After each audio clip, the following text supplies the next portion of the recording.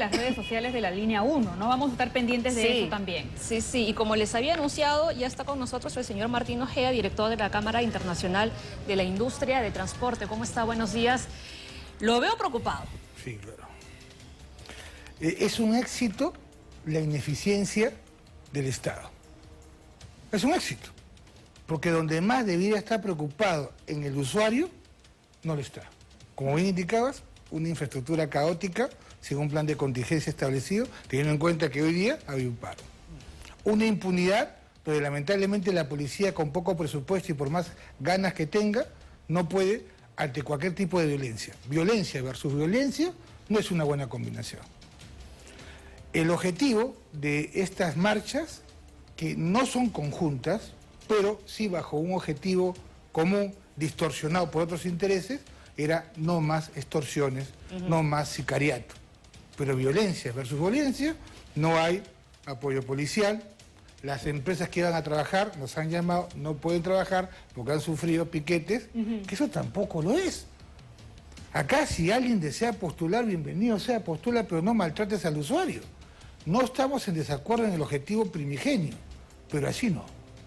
Porque el objetivo de todo empresario del transporte y de toda modalidad de transporte es el transporte sostenible integrado bajo seguridad hacia el usuario. Ahora, señor Ojeda, en otros casos en donde los transportistas han parado y lo han hecho por ejemplo, un exceso de papeletas o por el tema de las rutas, que se las cambian, que se las mueven o que no se las quieren renovar.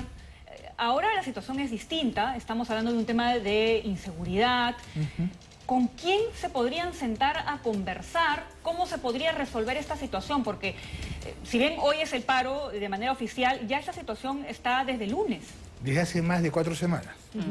Hace más de 4 semanas que hay reuniones continuas. Me refiero a la movilización. Claro, la movilización, ¿no? Tienes toda la razón.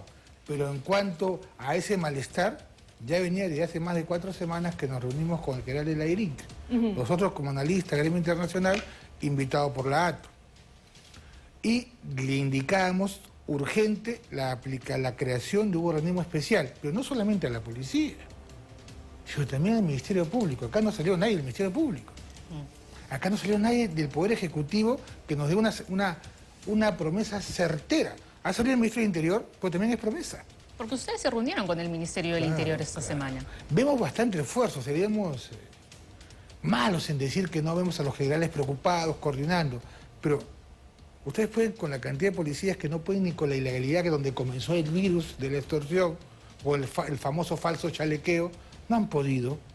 Vemos a un grupo, no, hay 2 grupos que han indicado la huelga de los 10 gremios que hay, pero de los 8 gremios no pueden trabajar porque hay piquetes, y que uno de los 2 gremios, que no es la coordinadora, tenga a un vocero que apoya a la M1 y M2 autocolectivo. O sea, al final, lo que felicito es al Estado que se le ha ido de las manos donde no debería darse esta situación, porque alimento, trabajo, vivienda, transporte, son cosas fundamentales, claro, básicas, en siglos de civilización.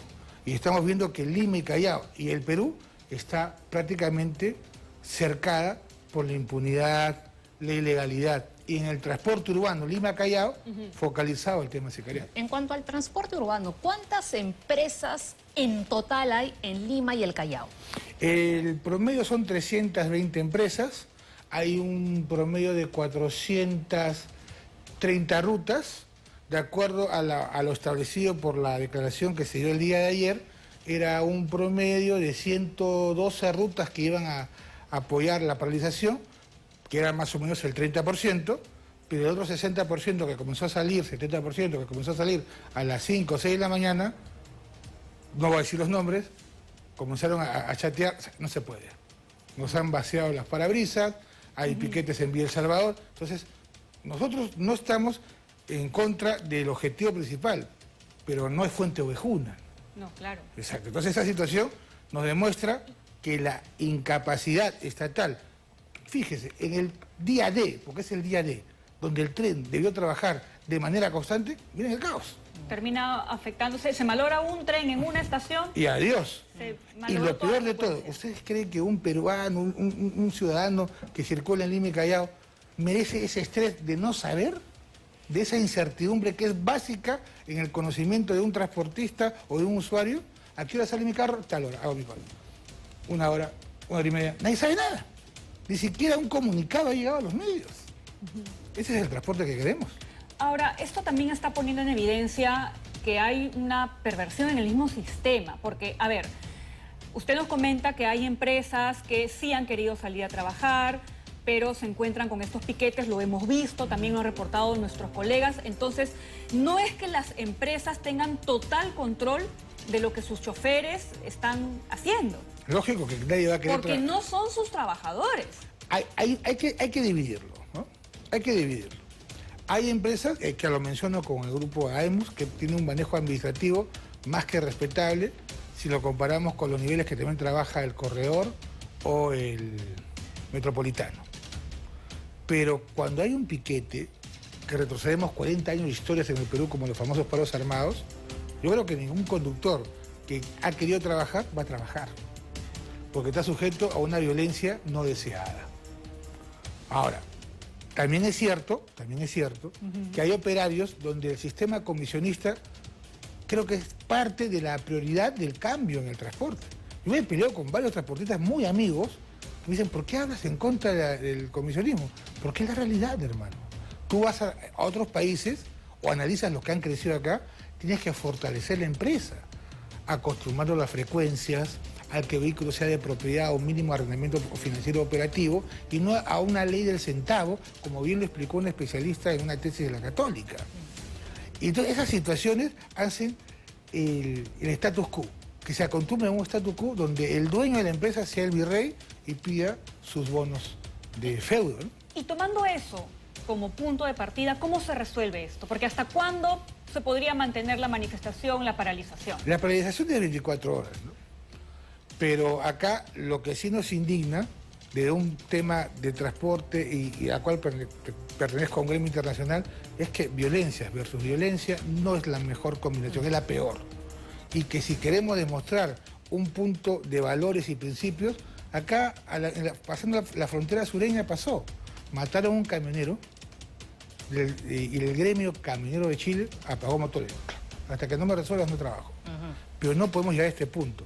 Esto debería tomarse como una advertencia, porque ya los corredores, Dios quiere el metropolitano, pues ya los corredores, Dios quiere el metropolitano, y los transportistas tradicionales en buses, juntos con seguro con los que han proclamado esta huelga, están a punto de establecer una nueva si es que no hay una solución. Y ahí sería al 100% y no gastando en mafias que también son un tipo de extorsión. La paralización Exacto. total, ¿no? Pero en este caso estamos viendo que los que se están manifestando no son los trabajadores de la empresa, es decir, administrativos o los dueños, sino son los choferes y los cobradores, porque los ataques van contra ellos. O sea, a ellos los están matando. Que hay un malestar. Lógicamente que hay un malestar por una ineficiencia y una impunidad que la crea. No, cuando hablo de Estado, no solamente hablo del Ejecutivo, también miro al Legislativo y con bastante fijación, porque es un Legislativo que ha creado normas para ser impunes. Y en el transporte existe como ya un hastío hacia el tema de la ilegalidad. Y es por eso... Y hablando de eso, los que están haciendo su voz el día de hoy... Es lógico, nadie sabe para quién trabaja. Los transportistas. Pero también eso originó una diferencia de los gremios que firmaron un comunicado con uno de sus gremios, porque el que salía a manifestar como vocero era parte del gremio de autos colectivos. Todo, disculpen la palabra, como diría un criollo, todo un sancochado. Cuando el objetivo principal es eliminar el tema de la extorsión en el transporte urbano, que tanto está afectando en las últimas semanas. Ahora, usted ha mencionado que reconoce que hay un esfuerzo por parte de la policía. De hecho, hemos informado más temprano de la captura de unos extorsionadores que estaban a punto de atacar, ¿no?, a la empresa Roma en San Juan del Lurigancho. ¿Esto está solucionando en algo la situación o considera que todavía falta? Porque hay, por supuesto, carencias en la parte de la policía, ¿no? Y se habla de que se necesita más inteligencia incluso. Por ejemplo, en el tema de transporte internacional y en el tema de extorsión, en México y en Colombia, que sabemos nos han llevado delantera en este virus de actos delictivos, se creó en base a fideicomiso una unidad especial de la policía. Surtió buenos efectos. Acá hay una promesa, aún no hay nada publicado, pues nos preguntamos, ¿existirá ese presupuesto? ¿No? Punto 1. Punto 2, no escuchamos al Ministerio Público. No te preocupes, con la misma fiscalía, cuando ya han existido problemas con esas fiscalías que sueltan a los delincuentes. Miramos al Congreso, no, que la ley de auto colectivo, más impunidad, más problemática. Si uno cruza cualquier frontera, sea la ecuatoriana, sea la chilena, sea la brasileña, la boliviana, el transporte urbano en dichos países nos lleva al menos entre 20 años y 5 años de delantera. Somos el peor país en tema de transporte urbano en la región. ¿Qué compromisos debería asumir el día de hoy el gobierno para que los choferes de estas empresas de transporte vuelvan a trabajar con normalidad? Primero quisiera ver un Consejo de Seguridad Nacional que salga. Porque lo único que vemos en los medios de comunicación y que ustedes nos trasladan, porque es algo evidente, es las discrepancias entre el Poder Judicial con el Ejecutivo con uno legislativo, el legislativo con el Ministerio Público. Por Dios, una anarquía donde la realidad se plasma en esto. Si ellos dicen que son padres de la patria, elegidos por el pueblo, defensores de la justicia, júntense y demuéstrenlo. Y no hagamos este papelón mundial donde es una anarquía total, ¿no? Bien, señor Ojeda, le agradecemos mucho por haber venido el día de hoy. Nos comunicaremos seguramente en el transcurso del día para conocer qué novedades hay respecto a esta paralización. El balance, ¿no? A las 8:05 tenemos que